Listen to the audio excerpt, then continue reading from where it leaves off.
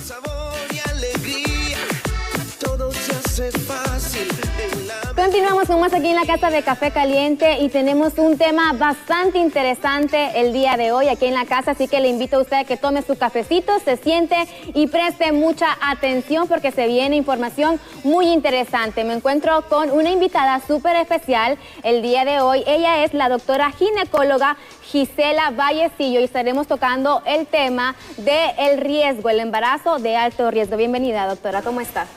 Gracias, muchas gracias por la invitación. Pues muy contenta de estar aquí con ustedes compartiendo. Es un tema muy importante, muy interesante para todas nuestras pacientes que nos están viendo el día de hoy.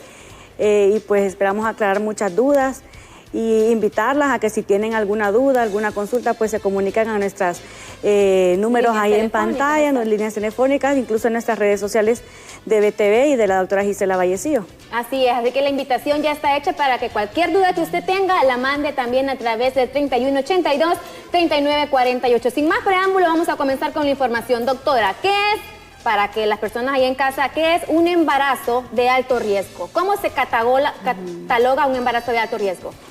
Bueno, un embarazo de alto riesgo conlleva muchas definiciones, desde que la mamá, de la edad en los extremos, ¿verdad? Edades muy joven o edad después de los 35 años ya se está considerando de alto riesgo, porque estas se ven acompañadas muchas veces de complicaciones del embarazo. También es un embarazo de alto riesgo aquella paciente que ya tiene una patología preexistente, sea hipertensión, diabetes, algunas enfermedades inmunológicas como lupus, cáncer, ¿verdad? Hemos tenido pacientes con leucemia que están embarazadas, algún trastorno que tenga la mamá de, por ejemplo, trombofilias o enfermedades preexistentes y que en el embarazo se pueden llegar a complicar, y algunas condiciones que también pudiera presentar el propio embarazo en sí. Aquellas pacientes que han estado con amenazas de aborto, que tienen riesgo de que rompan membranas antes de tiempo o un parto prematuro, y aquellas pacientes que tienen, por ejemplo, bebitos que vienen con alguna condición, algún problema, alguna alteración estructural en su formación, sea un síndrome o una alteración aislada. Eso se consideran embarazos de alto riesgo. Usted tocó un punto súper importante. Yo le comentaba tras cámara, doctora, que yo sufrí un aborto hace algunos años y el mío comenzó con un sangrado leve.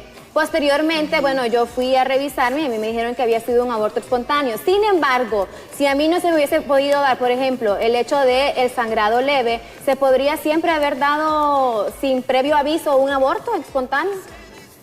Sí, de hecho el primer síntoma es que empiece con dolor, ¿verdad? Pélvico y con un escaso sangrado. Ya cuando el sangrado es más abundante, incluso con salida de coágulos, ya estamos ante un aborto inminente, ¿verdad? Sin embargo, doctora, hay unas personas, he conocido mujeres que ellas durante los primeros meses siguen menstruando. ¿Es normal también?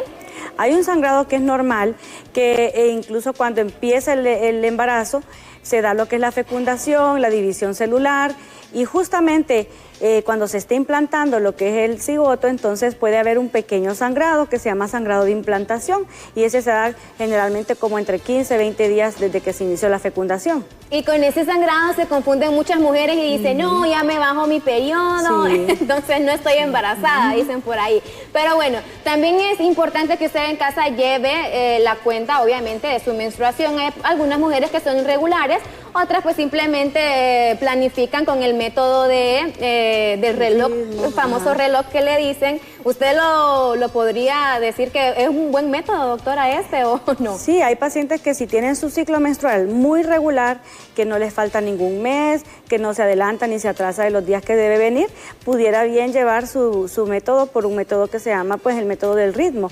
Y se cuentan los días en los que está ella en ovulación y que puede tener fecundación. Entre esos días hay que evitar las relaciones para evitar el embarazo. Y si de otra manera más bien lo está buscando, entonces en esos días es cuando está más fértil la mujer.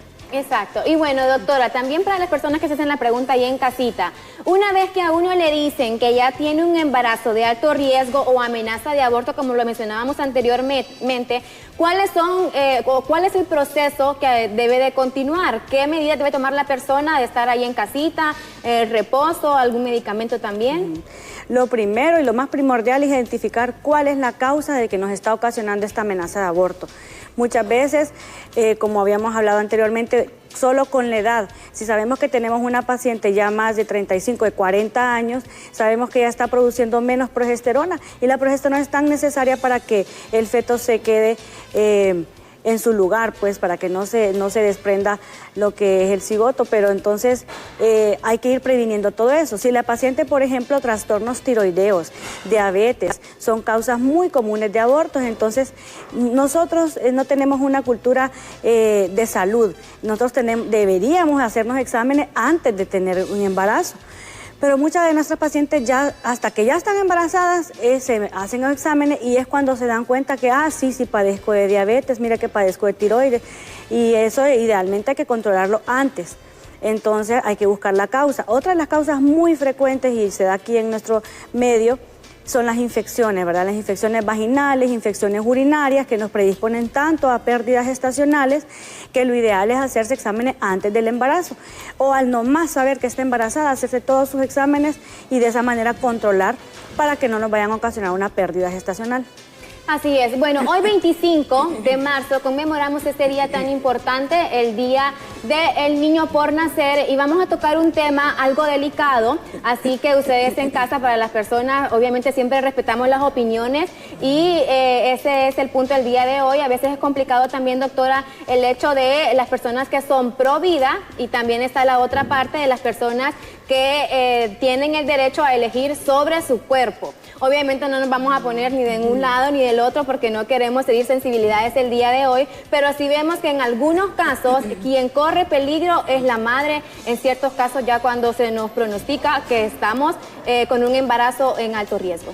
Sí, correcto. Hay muchas condiciones que el propio embarazo es el que está complicando la salud de la madre. Tal es el caso, por ejemplo, en la preeclampsia. La preeclampsia es una enfermedad tan severa, tan complicada, que puede llegar a la muerte materna. Se comienza a subir la presión arterial de la paciente por causa del embarazo. Entonces, la solución es interrumpir el embarazo, porque la placenta es quien está ocasionando unos agentes bioquímicos que hacen que la presión arterial suba. Entonces la solución es interrumpirlo. ¿Y qué pasa en aquellos pacientes que su embarazo está muy chiquito?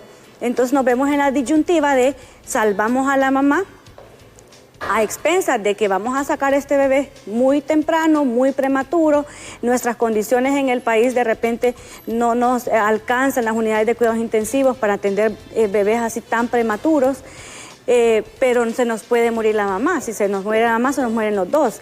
Entonces muchas veces los médicos estamos ante esa disyuntiva y junto con la paciente y sus familiares, que siempre tratamos de estarlos enterando del caso y cómo va, porque es una de las complicaciones mortales y no solo en Honduras, sino que en el mundo. Además, por ejemplo, de la preeclampsia puede ser las infecciones que conllevan a una infección severa como una sepsis, también nos obligan a interrumpir el embarazo y muchas veces las pacientes, otra causa de mortalidad es, por ejemplo, después del parto o la cesárea, que desarrollan hemorragia. Esa es la tercera causa también de muerte a nivel mundial y son de las cosas que nosotros estamos haciendo hincapié en prevenir. Lo ideal es la prevención y tomar y enumerar todos los factores de riesgo que estas pacientes presentan. Por ejemplo, una paciente que ya tiene es su gestas 8, por ejemplo, su octavo embarazo, quiere decir que todos los embarazos previos que ha tenido han hecho que su útero se distienda de cierta manera que al momento del parto, este útero puede ser que no se contraiga bien y puede ser que desarrolle una hemorragia. Entonces esta paciente desde antes nosotros tenemos que ir previniendo, teniendo sangre lista para transfundir, teniendo medicamentos que nos puedan ayudar a contraer mejor el útero y así tantos factores de riesgo que se tienen que ir buscando en las pacientes para tratar de prevenir eventos catastróficos. Doctora, ¿cuánto tenemos que esperar después de sufrir un aborto espontáneo para volver a intentar embarazarnos? Bueno, los últimos estudios, incluso en el 2017 se publicó un estudio muy bonito y muy amplio, ¿verdad? Con más de 20,000 pacientes en los cuales ellos vieron que las pacientes que tuvieron después de un aborto de cualquier tipo, sea espontáneo, sea un aborto diferido, que se embarazaban, en los primeros 6 meses tenían mejor pronóstico que las que se embarazaban después de un año, porque después de un año había un poquito de más riesgo de otra vez aborto, o de que pueda pues haber otra vez pérdida gestacional o incluso de embarazos ectópicos. Entonces, anteriormente, ¿verdad? La medicina va evolucionando, entonces cuando uno tiene que irse actualizando, porque anteriormente, cuando yo estudiaba medicina y se decía que se debía esperar al menos un año, sí, según las recomendaciones de la OMS. Pero la nueva evidencia nos demuestra que entre 6 meses a un año es la edad o el tiempo adecuado para volver a buscar un embarazo después de una pérdida gestacional. Son constantes cambios en la evolución y en la ciencia. Bueno, doctora, le agradecemos realmente el tiempo. Las puertas de Café Caliente siempre estarán abiertas para usted, siempre se lo decimos. Y gracias por la información que nos brindó el día de hoy. Ya para finalizar, ¿cómo aparecen las redes sociales para que las personas la puedan encontrar? Gracias por tenerme aquí, por la invitación, por darme la oportunidad de brindarles la información necesaria. Y pues cualquier cosa, estamos a la orden. Las redes sociales en Instagram me pueden encontrar como doctora Gisela-Vallecillo y en Facebook doctora Gisela Vallecillo Chinchilla. Y bueno, ahí estaba la información. Voy a ser la primera en ir a seguir a la doctora. Muchísimas gracias por atendernos el día de hoy. Y bueno, aquí en la Casa de Café Caliente siempre le brindamos la mejor información a usted, televidente. Y continuamos con más sorpresas, así que usted no nos cambie. Nos trasladamos ahora con nuestra hermosa... con nuestro hermoso Luisito el día de hoy. Así que ustedes en casa pendientes porque se vienen más sorpresas.